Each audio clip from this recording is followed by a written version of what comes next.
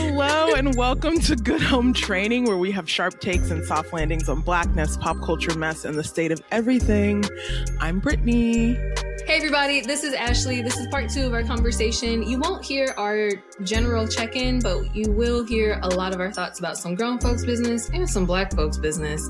So get ready to jump into our sharp takes. Hope you enjoy. Well, should we jump in? We have a lot of exciting things. We do. to chat about. First up is grown folks' business. So what is happening in this fuck ass of a world? I'm sorry. I really should work on my language, but not today. You should not. You should not. Our only item of business for grown folks' business is that it is divorce season, y'all. And maybe that feels weird to say. We're two married women, okay? I won't speak for Ashley, but what I will say is that I support divorce. I support divorce. Like, you're like, oh, you're about to announce your divorce? Like, hold the fuck up. Wait a second. That would kind of be iconic. I'm not gonna lie. That would kind of be iconic. I'm really not like that would be iconic. So shook. that you said we were be friends. I thought you said we were friends in real life. Why didn't you text me? Okay, no. Okay, wow, she's that not would getting be divorced. Never mind. Crazy. No. Lord. But it is divorce season in the I don't know, in the world. So we have several kind of like, I call them high profile divorces, but I feel like if you are not chronically online, or if you don't watch some of the biggest reality TV shows right now, these people you're gonna be like, who the fuck are these people? But there are several divorces that have happened in the last several weeks. So first, this is actually not in the correct order, but whatever. First is Kyle and Amanda, which is actually the most recent one from Summer House. We saw this coming a mile away, babes, like a mile away. She didn't need to be with that man-child. Next was Bronwyn and Todd from Real Housewives of Salt Lake City. I also, as a viewer of Real Housewives of Salt Lake City, kind of saw that one coming. I think I said this on a previous episode, like new housewives go on, new housewives who are married go on the show to get divorced because it gives you an arc of like 3 to 4 seasons. Like you see the breakdown of the relationship in the first season, maybe a little in the second. By the reunion of your second season, you're talking about being separated, which is exactly what's happening right now with Bronwyn and Todd. Then we get the next season of being like your hot girl summer. And you get 3 to 4 seasons of storyline out of it. So as a marketer, I applaud you, Bronwyn. You're a great addition, and I cannot wait to see you be single in Salt Lake City. I'm excited for it. And then finally, the one that it seems like the internet is talking about the most is Christy and Desmond. I call them light skin lovers on IG because they're both light skinned. They're very, very pretty. Full disclosure, I have both of these people blocked a while ago because I find them a little annoying. Like I'm like, why do I keep seeing them so much? It's not my brand of content. But they were just like, they're very attractive. They're silly. They've been like high school sweethearts. They've been together forever. And they announced their divorce, I don't know, a few weeks ago. And the internet is just in shambles. They don't believe in love anymore because two people that they don't know are getting a divorce. So before I get your thoughts, what I want to say is that yes, it is 2026 is the new year, but we are still shedding the year of the snake, which was 2025, until February 17th. So I think that there will be more separation and divorce announcements for like the next 6-ish weeks, to be honest. From like regular people. We don't really care about regular people. I'm still talking about famous people.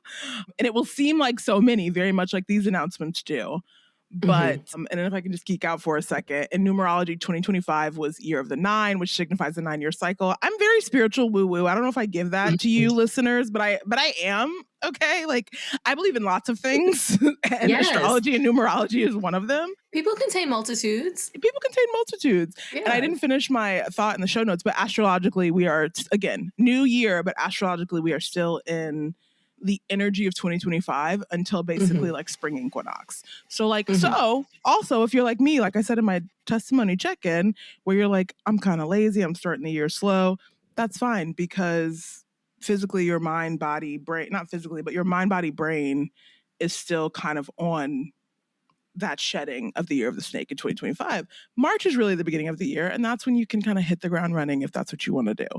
But in all of these kind of breakup announcements, we always see this like, please respect our privacy in the wake of these announcements. And it's like, you are public figures. So, babes. I'm not saying that you don't deserve privacy, but you're public figures. All three of these people, to some extent, their relationship was also what made them money. Mm-hmm. So I don't think they should be disrespected. But in instances like this, I'm like, the idea of please respect our privacy, please don't comment. I'm like, you should just let people like make assumptions. Just guess. Yeah, you should just let people guess about it. Like, why put it out there? I mean, I guess with Kyle and Amanda, I understand because I'm assuming we're about to see that play out on TV when the season starts. Yeah. And Brahman and Todd, like I said, they're filming the reunion. They've filmed the reunion of the last season of Salt Lake. So I guess I'm assuming it comes up. I've seen 2 out of 3 parts, so I'm assuming maybe it comes up in the third part. But yeah, how does this land? Like how do we, yes.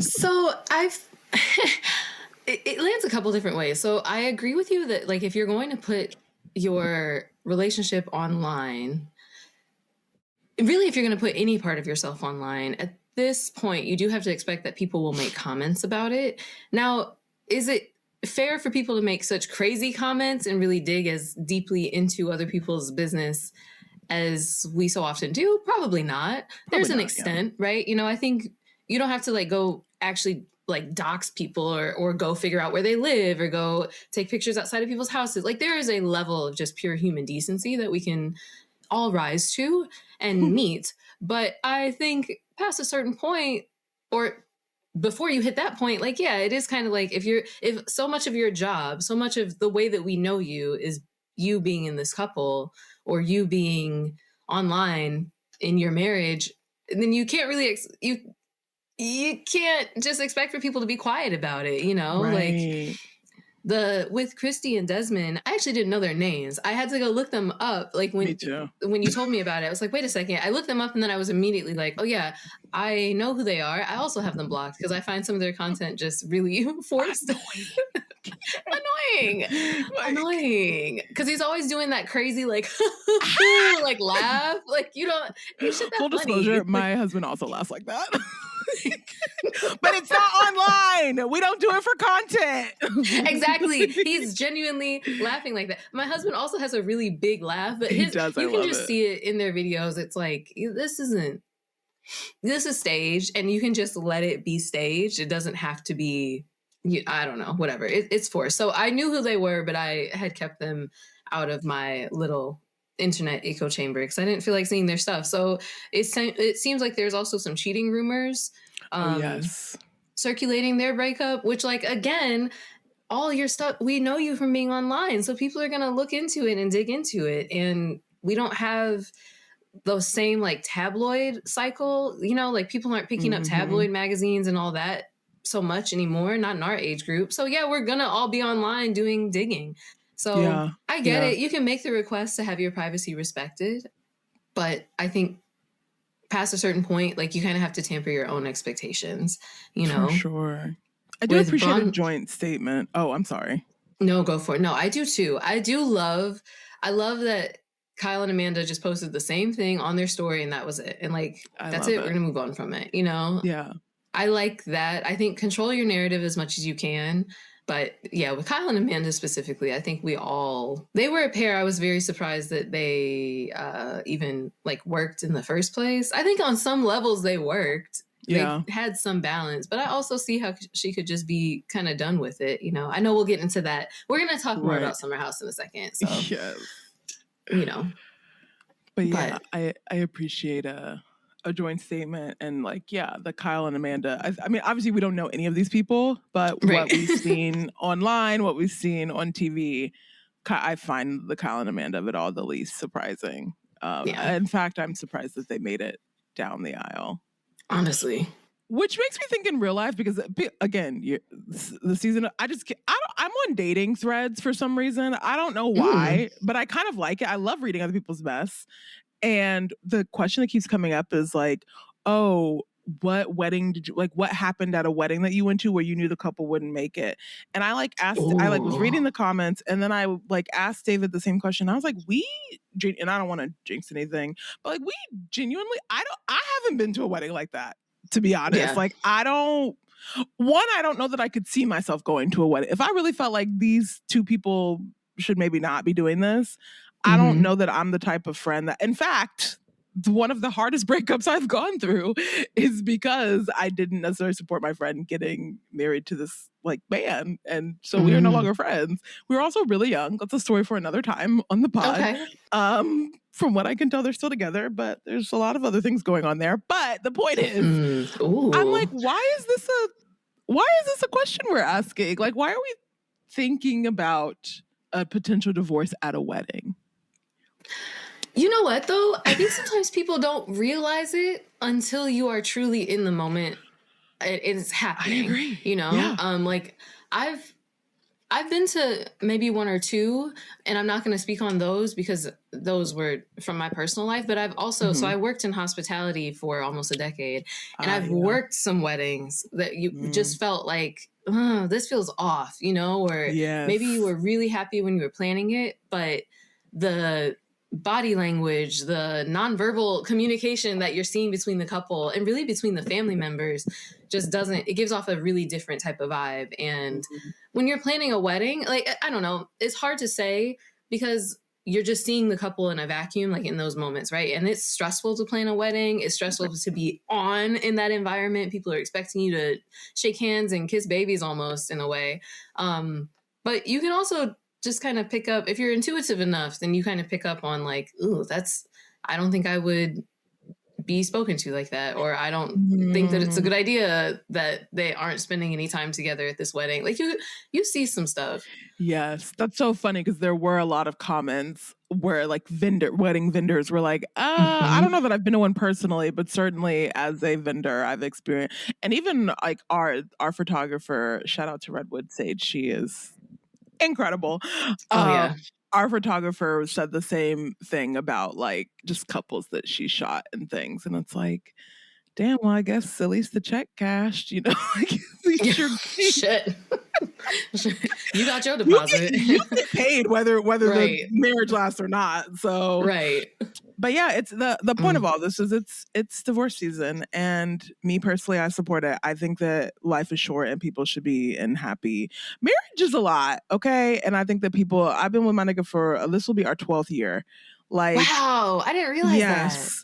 Like in the next, so I say all that to say, I think we've seen a lot. I think we've been through a lot. And like the getting married itself is like the easiest thing. I think the staying married part is hard. And I'm speaking generally, like in general.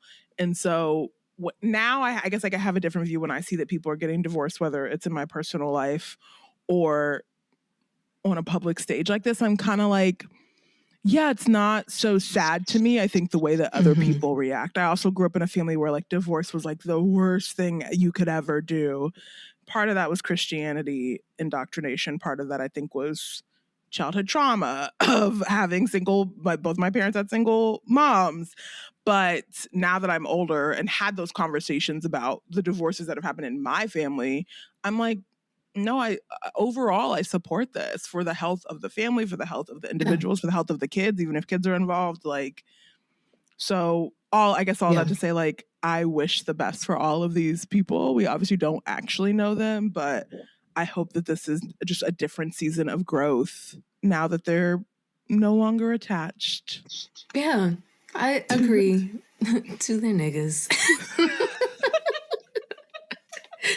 Now that you're no longer with your nigga. No longer with it. It's okay. No, there'll be others. I hear the dating pool has pee in it, but... Hey, I love that you brought up the numerology of it, too, and, like, the different... Is it the Chinese calendar that does the year of the snake, the year of the dog, the year of the horse, whatever?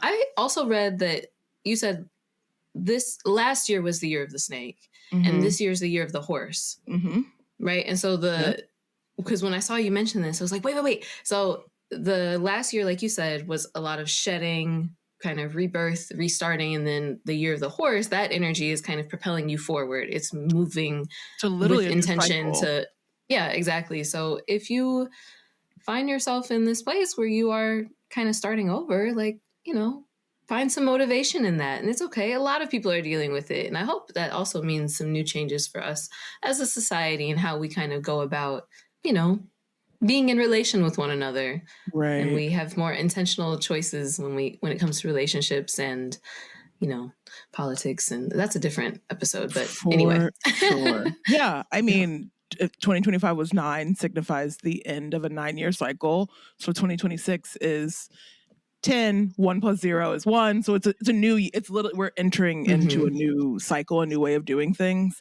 And I know it feels very doom and gloom right now, but in my true core belief is like we are birthing something different and better. But it's going to be a little scary at first. It's going to be a little scary in general because when you ain't never done nothing before, like you have to do things. If you want to get something that you've never had before, you're going to have to do some things you've never done before. So say it. This applies to beyond just divorce. Lean in to the change. Truly. I think it's a good thing.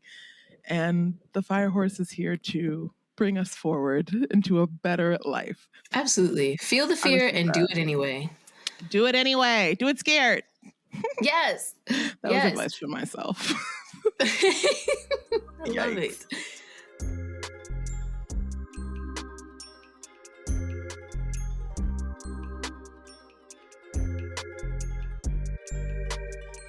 Well, should we take a break for some non-ad ads on that note? Girl, these ads. So this podcast is brought to you by our own wallets. But if any of these brands are listening, or if any other brands are listening and want to sponsor us, you can reach out to goodhometrainingpod@gmail.com for the hookup. Another site that you can visit if you are stuck in the cold like us, sick and shut in the cold like us, then Pros Skincare is one that you might want to try. So I'm just quick heads up, it is expensive. I'm going to be honest with you. It is expensive. However, it does actually work. And I did have to argue with them a little bit, like, this pricing is too much. But anyway, it does actually work. So they have an online questionnaire that you can complete, and then they will deliver custom products to you. And not only are they customized in their label and everything, but they are custom suited to your needs. It's very cute, very aesthetic. The bottles I have are this like shady, moody looking green. They have my name on them. Oh, come on, I was like, you know what? This is for me. Damn it. You got me. You got me. I love a good branding. I love a good brand. I love it. I love it. And every time I pick it up, I'm like, damn, it's expensive, but so am I. So I would definitely suggest it. Their serum and their cleanser and moisturizer all work together in tandem, and they feel really great. Another thing that's helping my skin. So this is my first overshare of the pod, I guess. I have seasonal eczema, and with that can come very ashy hands and broken cuticles. So one thing that I have tried that's been helping me is Janoko's nail and cuticle polishing gloss. And it's a thicker formula. It is really nice on my hands. And overall, their products are really accessible and pretty affordable, I would say. And they have a focus on being more sustainable. So if you are going to buy their like moisturizer, then you can buy a shell and then you can buy a refill pod. And so the shell might be a little pricey, I guess, like $32. But then the refill pods are only $14. Which is actually kind of nice. So when you use it and you need more, then you're only paying $14 for that product. So Janoko Nail and Cuticle Polishing Gloss and Pro Skincare are my non-ad ads for this pod. Yay. Thank you to all of these organizations, businesses for helping us stay pretty and organized. We love it.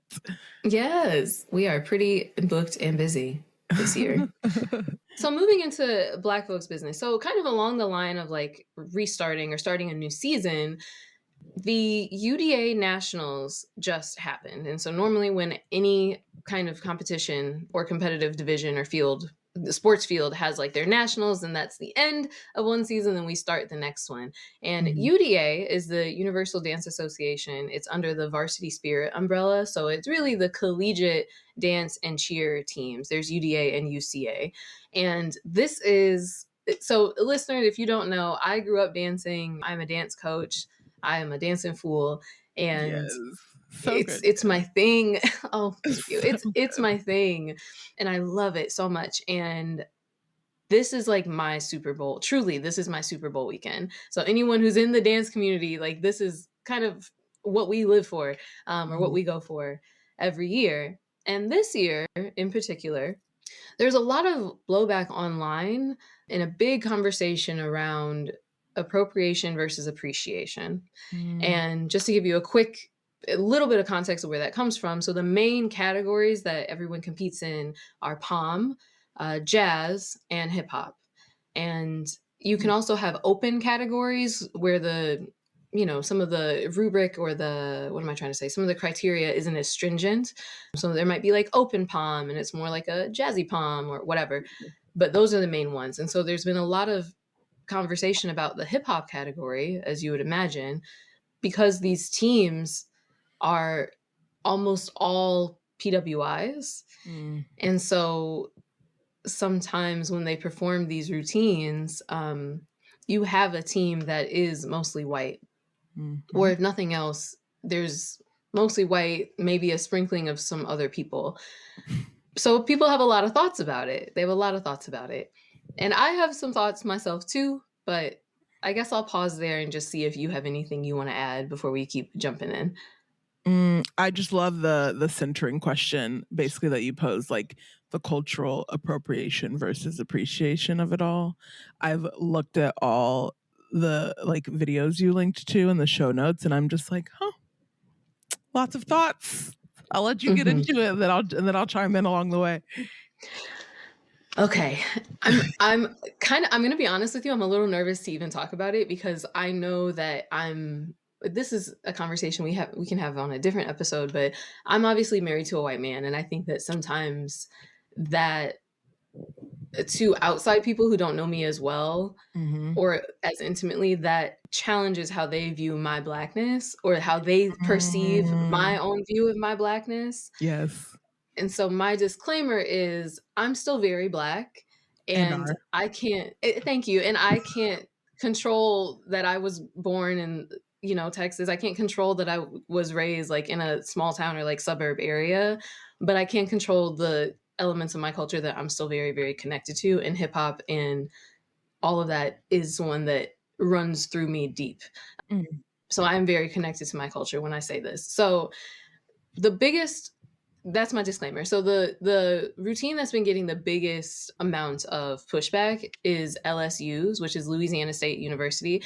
They use Kendrick Lamar's Super Bowl track for their background music. And part of the context with that is LSU is always like the bridesmaid, never the bride. They are incredible in their routines. They always bring something really interesting to the table every year, but it's like that top spot just gets away from them.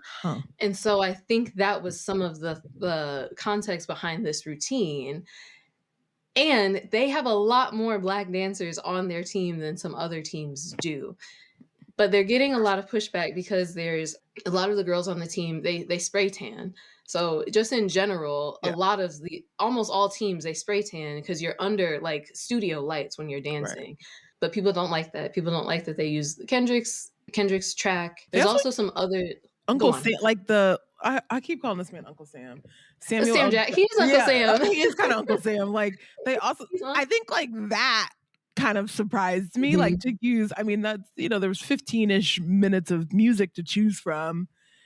It's interesting that made the cut because I feel like those parts were specifically talking about the Black experience in America. Like, you know what I'm saying? Like, Black people watched Samuel L. Jackson give his lines and understood what was happening. White people were like, oh, this is a cool part of the show or whatever. And so that part specifically, to me, not being from this world, communicated just like a little bit of lack of understanding. I'm like, okay. Do you feel any way about the Black team members portraying those lines? That felt even worse, to be honest. Like I know that they thought that they were I don't know this. I could assume, if I gave like benefit of the doubt, I guess, could assume that as a team that made sense. And maybe if it was a predominantly black team. Well, actually, if it was a predominantly black team, it would land differently for me, and I wouldn't care as much about. But when you have like, I mean, I was trying to count and be like, okay, who looks kind of like light skin? Who, like when you've got like, I don't know, 3 out of 15 to 20, and they're giving those lines in a way that is not provocative the way it was meant to be. Music matters and intention matters, and I think you could have used these songs and a mix of these songs not from that performance, because the GNX songs stand alone in a way on the album, and they stand in a very different way in that Super Bowl performance, which we talked about in our last episode, actually, about it being an icon. So I just think that forethought was not there. I also kind of wonder, I was getting to the mind of like, okay, there's only 3 of you. You are on one of the best dance teams in the country. Do you just shut up and dribble, so to speak? Like, do you just shut up and dance like they want, LeBron to do all the time? And so when I see stuff like that, I'm like, I wonder if that's what happened instead.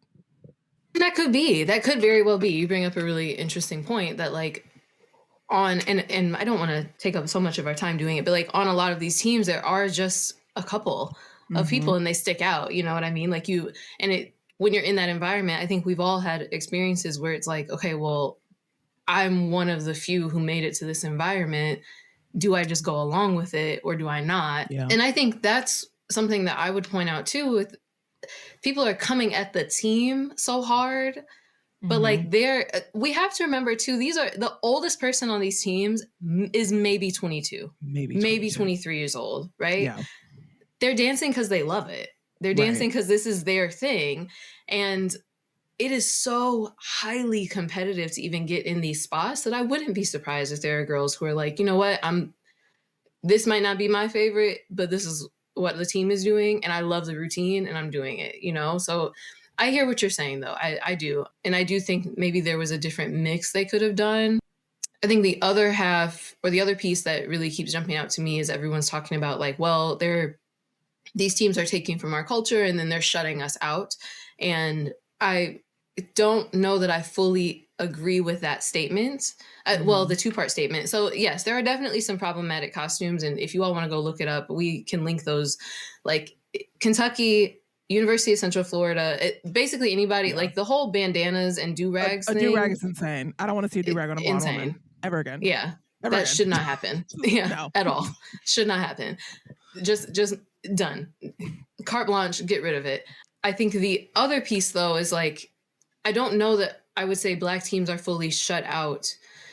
I think that we just do different dance styles, to be honest with you. Like HBCUs, the focus, and again, this might be too niche, so I'm sorry, but the focus is not necessarily on the same exact dance styles as in this particular competition. Yeah. And that's okay. Like, that's okay. Predominantly black teams, they dance with a bigger focus on power and more grounded, like bucking and majorette types of dancing. And that's awesome. And the band is a huge part of it. Like Beyonce has showed us that more than once. Like between her performance at, the Christmas, whatever the fuck, the Christmas games 2 years ago.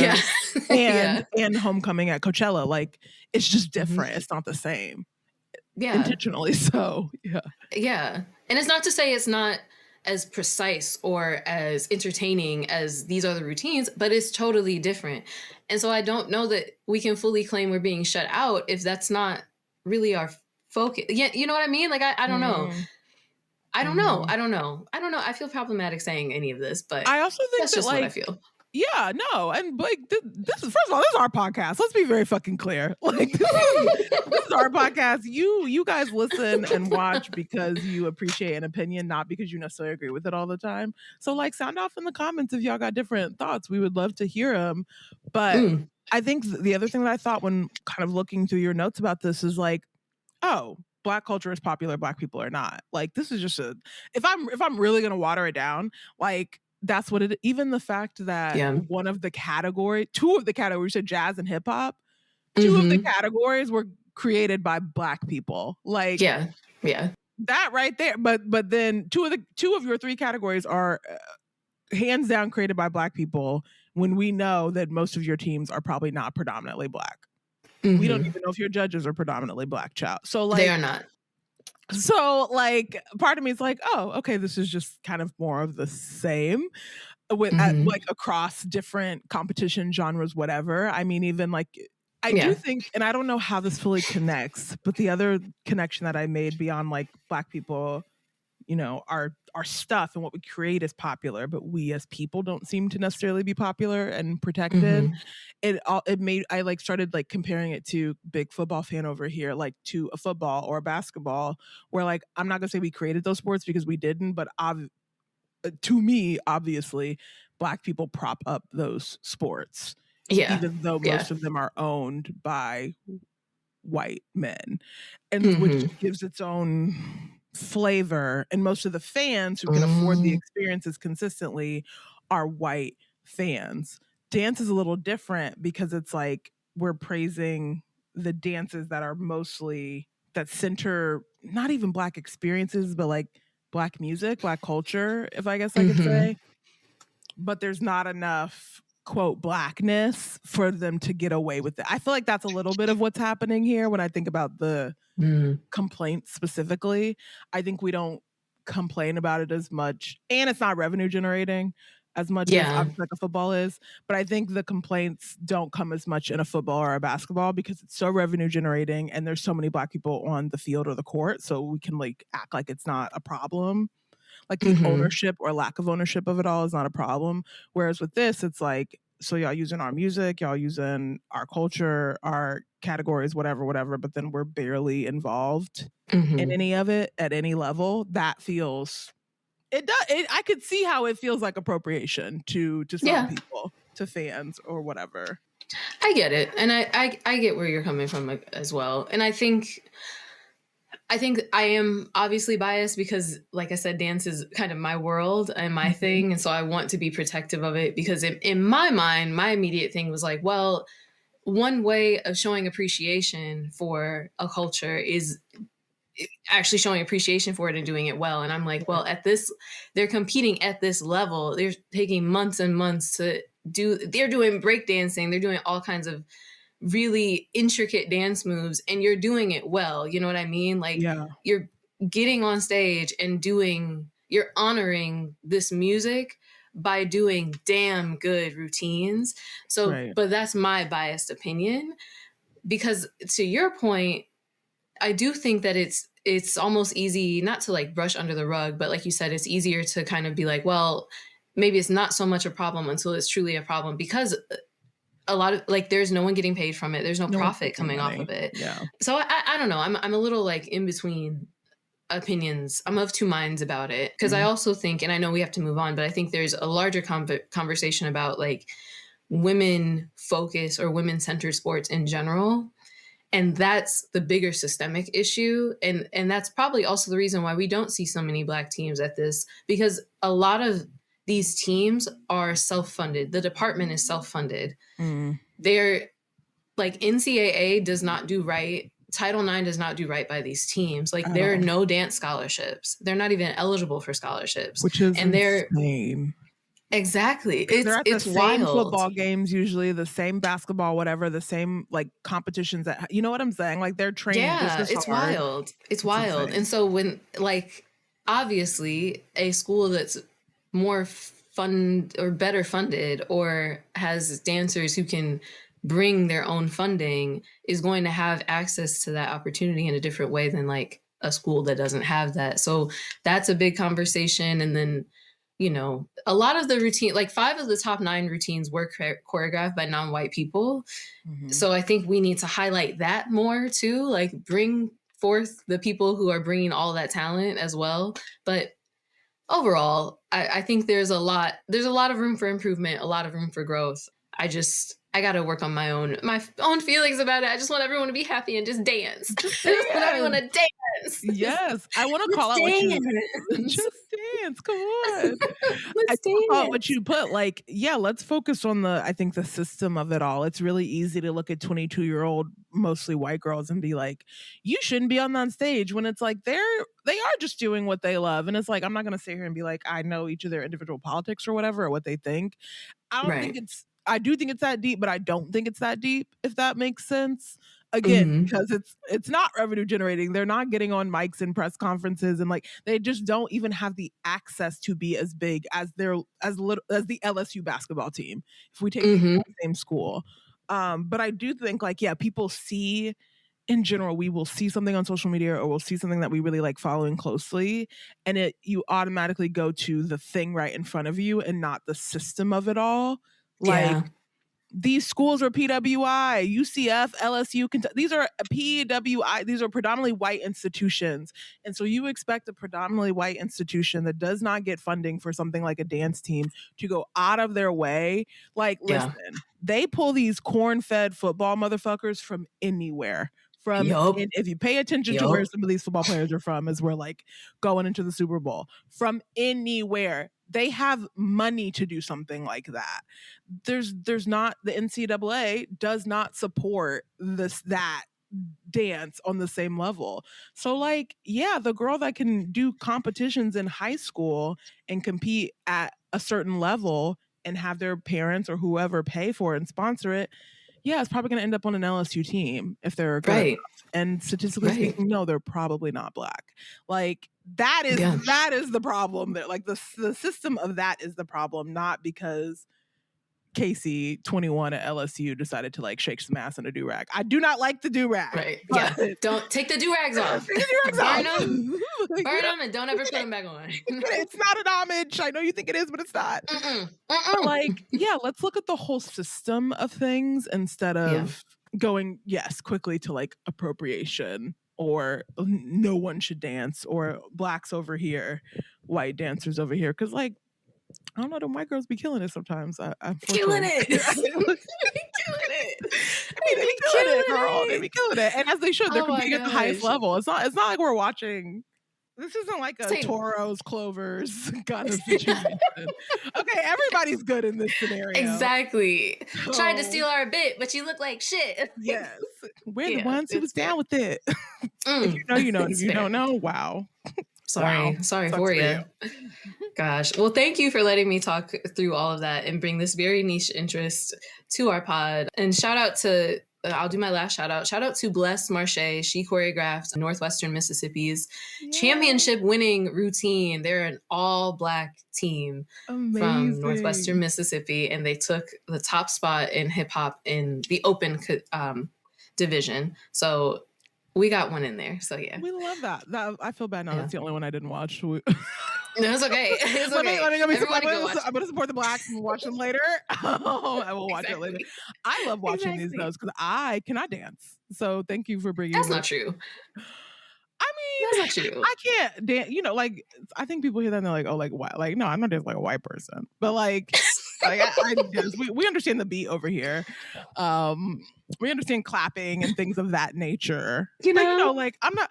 Okay, wait. This sidebar, and then we're really gonna move on. You know the show Made? Yes. like remember the show? Like, I want to be Made. I wanted to be on that show so bad, y'all. And I wanted to be a hip hop dancer. I was like, I am going. Yes. They're gonna make me into a hip. I wanted to be it so bad, but obviously that never happened. And so my dream has never been realized. But maybe one day I will be made into a hip hop dancer. We'll do that. That'll be a special series on our Instagram. We'll do it for sure. Don't laugh for at sure. Me. Amazing. For sure. MTV came to I'm sorry. I was going to say MTV came to my town because the show Juvies was shot in Crown Point, Indiana. Not the same. MTV Not the same. did come to my school because a kid like was playing hockey and like got slammed into the ice, like skull first. Oh my God. Paralyzed, neck down. Yeah. Oh my God. I can't remember his name right now, but I can literally see his face. Yeah. Oh my God. They like did like a story about his recovery, which was kind of incredible. I think he's still paralyzed, to be honest. But damn. Wow. But like not dead is the point. Like what he like achieved was incredible, and he was a really good hockey player and all that stuff. But it was the point is MTV like did a documentary about it, and I just remember like they were in our lunch period, and like this kid usually like sat with like him, his brother, and like somebody else. And like when MTV was there, like everyone was at the lunch table, and there's like a clip where he's like, I literally don't know you guys. You clout chasers. Like clock it. Wow, what a sidebar. Man, that's incredible. R.I.P. MTV News. We missed that girl. For real, we used to be a proper country. I'm so sad. Truly. Ugh. You want to close out? Are we? Stay in the home. Stay warm. By the time it comes out, it still won't be warm, but hopefully it'll be a little warmer. That's all we have for today. We will be back soon, but until then, when you go out in the world, remember who you are, remember where you came from, and remember your good home training. Goodbye. Yes. Goodbye. Put your gloves in your coat. Zip your coat up. Zip your coat up. And put a coat on that dog. Put a coat on that baby. Put a coat on that baby. Bye, y'all. Goodbye.